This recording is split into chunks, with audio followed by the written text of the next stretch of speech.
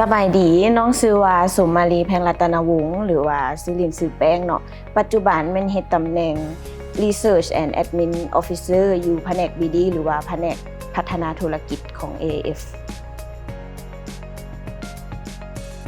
ก่อนที่ว่าจะมาเฮ็ดเวียก AAF เนาะไปศึกษามาแล้วรู้ว่า AAF นี่เป็นบริษัทที่ว่าเฮ็ดเวียกเกี่ยวกับการลงทุน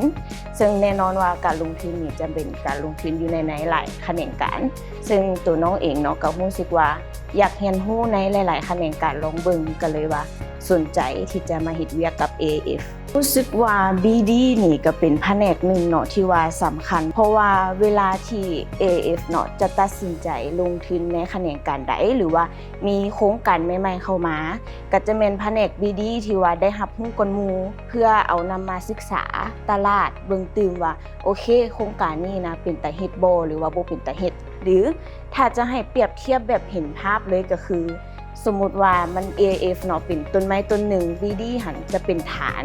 ของต้นไม้ต้นนั้นเพื่อว่าเฮ็ดให้ต้น AAF เนี่ยแตกออกมาเป็นนอเป็นหลายๆแขนงการอาจจะว่าได้ว่าเป็นแผนกหลักๆที่ว่าสร้างรายรับให้กับ AAF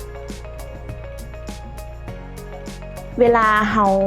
ศึกษาในหลายๆแขนงการเฮ็ดให้รู้สึกว่ามันน่าตื่นเต้นอยู่ตลอดเวลามันเฮ็ดให้เฮาบ่รู้สึกเบื่อ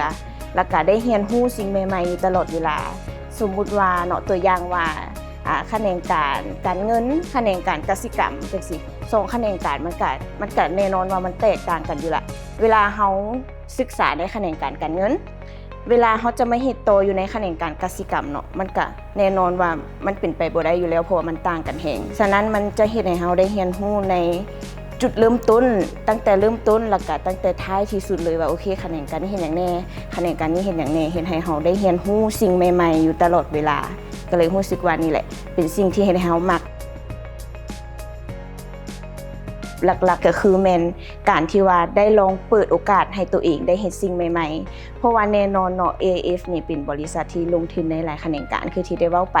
เฮ็ดให้เฮาได้เรียนรู้ได้เฮ็ดอีหยังหลายๆอย่างที่ว่ามันใหม่อยู่ตลอดเวลาเฮาจะเป็นคนที่แบบว่ามักเว้าก่อนแล้วว่าเฮ็ดบ่ได้ดอกแต่ว่าเวลามาเฮ็ดเวียกอยู่ AAF เนาะเวลาเฮาได้ลองเฮ็ดแล้วเนาะเฮาก็รู้สึกเฮาก็เฮ็ดได้อยู่ได้ปัจจุบันก็เลยเปลี่ยนความคิดที่ว่าโอเคเวลามีเวียกใหม่ๆเข้ามา